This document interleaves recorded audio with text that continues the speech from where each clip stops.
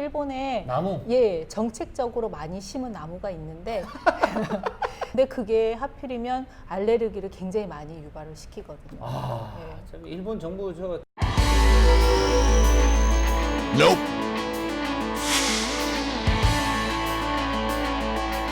오늘 다룰 질병은요, 알레르기성 비염입니다.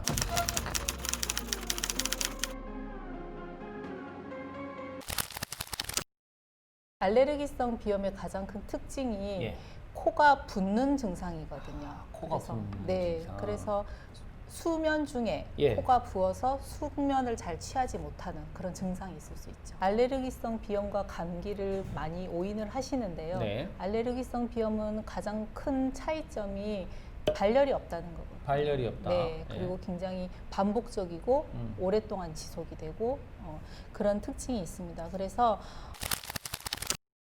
자기가 비염인지 아닌지 알쏭달쏭한 분들이 많거든요. 그래서 이제 이분들을 위해서 자가진단법을 좀 소개를 해주신다면 어떤 게 있을까요? 발열이나 통증 없이 코감기 증상이 너무 오래 지속이 된다거나 또는 재채기가 자주 나고 한 번 나오면 계속 끈다거나 또 입으로 숨을 쉴 때 코가 네. 막혀서 네네네. 그럴 때는 알레르기성 비염을 의심할 수 있습니다. 코가 붓는다거나. 네.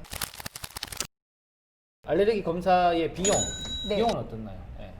알레르기 검사는 대표적으로 혈액 검사와 피부 반응 검사가 있는데요. 네.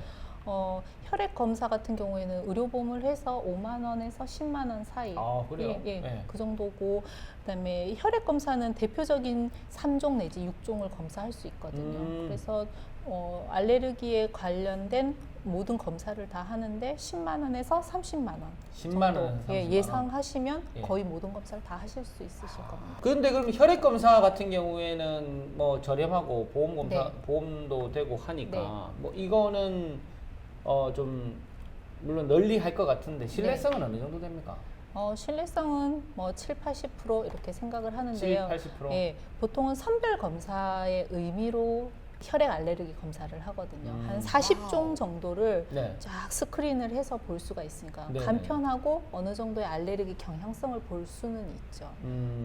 그런데 피부 반응 검사는 정확하게 그 원인이 되는 물질을 등이나 팔에 떨어뜨려서 내 몸의 반응을 직접 보는 거거든요. 그래요. 예, 그래서 좀 더 정확성이 높죠. 그러면 결국 피 검사보다 그 피부 반응 검사가 더 네. 정확하다. 그렇죠. 근데 네. 더 비싸다.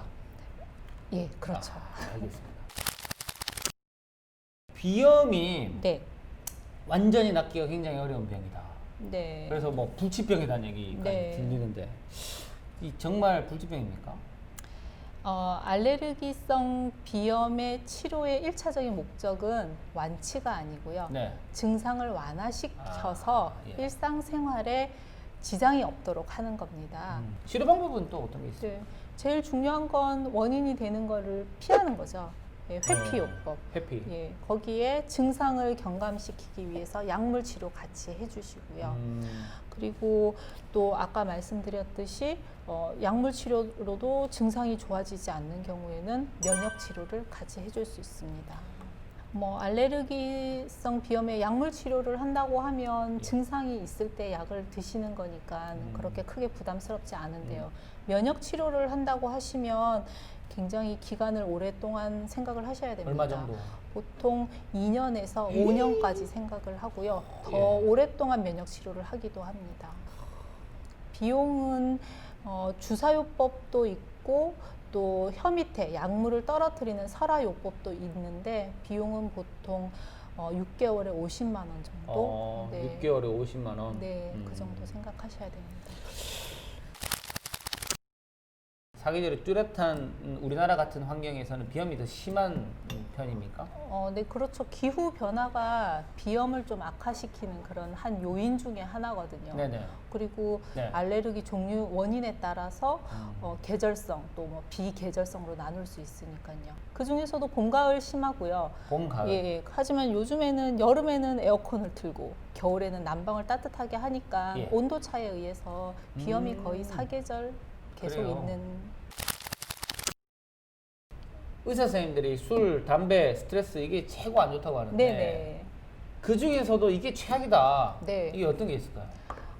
비염에 사실은 이 세 가지가 다 안 네. 좋기는 하는데요. 네. 술을 마시면 우선 혈관이 확장이 되면서 코막힘이 심해지거든요. 그래서 술 마시는 분들이 주무실 때 코골이도 또 더 예, 심하게 예. 나고요. 예.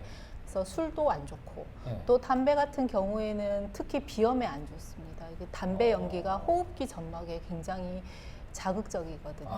네, 그래서 흡연도 안 좋고 그렇군요. 스트레스는 알레르기를 더 악화시키거든요. 예, 예. 내 몸의 면역 체계를 악화시키기 예. 때문에 셋 다 안 좋다고 할 수 있습니다. 그 중에 꼽으라면? 술? 아, 술. 네.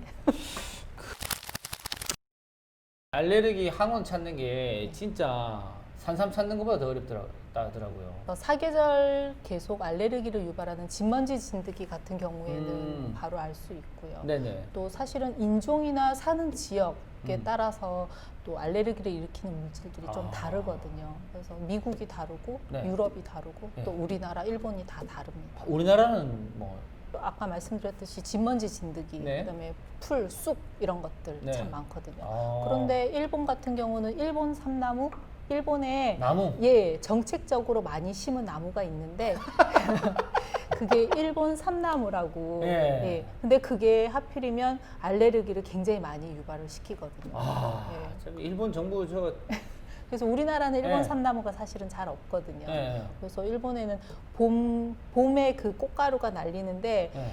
그 일기예보를 할 때 네. 일본 삼나무 꽃가루가 날리는 것에 대한 아. 일기예보를 같이 해주고 있습니다.